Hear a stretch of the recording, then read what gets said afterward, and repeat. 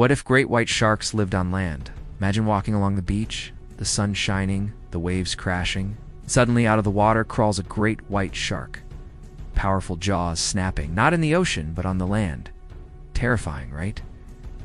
But what if I told you there's a scenario where this could actually happen? What if the most feared predator of the sea evolved to walk, hunt, and dominate on land? Before we dive into this wild possibility, make sure you hit that like button, subscribe for more mind-bending what-if scenarios, and ring the bell so you never miss a story that blurs the line between science and imagination. Now, let's step into a world where the great white shark rules not only the oceans, but the very ground beneath our feet. First, we need to understand the shark we already know. The great white shark is one of the ocean's apex predators. It's capable of swimming at high speeds, detecting blood from miles away, and delivering a bite force strong enough to crush bone. But all of that is perfectly suited to the water. On land, everything changes. Muscles, lungs, and even movement would need a complete redesign. So, what adaptations would a land-living white shark need? Let's imagine evolution worked in their favor. Instead of gills, the land shark would develop lungs. Similar to amphibians that transitioned from water to land millions of years ago, breathing air would no longer be a problem. Its fins would transform into strong, muscular limbs similar to a crocodile's legs, but larger and built for speed. Imagine a shark sprinting like a lion across the savannah. The body, once streamlined for swimming, would become bulkier to support its massive weight on land. Its tail, used for propulsion in water, might evolve into a balancing tool, much like a kangaroo's tail. Now, let's talk about its skin. Shark skin is covered in dermal denticles, tiny scales that reduce drag in the water. On land, those denticles might evolve into armored plates, giving it protection against land predators, or perhaps from humans. Diet would also shift dramatically. On land, seals and fish wouldn't be available, so the white shark would need to hunt large mammals. Deer, cattle, wild boars, even humans could be on the menu. Imagine walking through the forest and hearing a deep growl not from a bear, but from a land shark ready to pounce. Cities would change drastically. Beaches would no longer be safe. Coastal towns would need massive walls, not to protect against tsunamis, but against sharks marching out of the waves. Our entire relationship with the ocean would be different. Fishing, swimming, surfing, all dangerous not just in the water but near the shorelines. Economies that depend on the sea, from tourism to shipping, would collapse or adapt to the constant threat of sharks invading harbors. In rural areas, farmers would face a nightmare. Herds of cattle could vanish overnight, entire fields raided by these apex predators. Humans, as we always do, would fight back.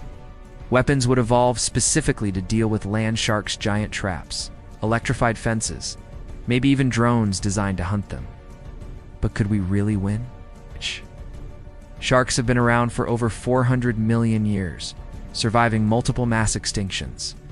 If they took to land, they might outlast us too. The balance of nature would shift. Land predators like lions, tigers, and wolves would face new competition. Entire ecosystems would be disrupted. Prey animals would have to evolve new strategies, running faster, hiding better, or perhaps growing tougher defenses against these relentless hunters. Our imagination doesn't stop there. What about hybrid zone sharks that could survive both in water and on land? Coastal areas would become death zones. Patrolled by predators that no longer respect the boundary between sea and shore, legends and myths would explode. Imagine campfire stories of the land sharks stalking villages, turning into modern horror tales that are very real. Hollywood would thrive. Movies like Jaws would look tame compared to the reality of sharks tearing through city streets. On the flip side, scientists would be fascinated. Studying the physiology of a land-dwelling shark would unlock secrets of evolution, adaptation, and survival.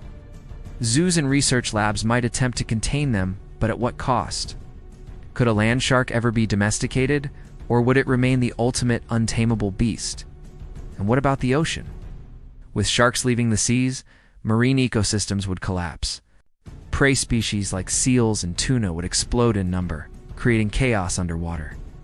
Meanwhile, on land, the rise of the shark would force humanity to rethink everything from agriculture to urban planning.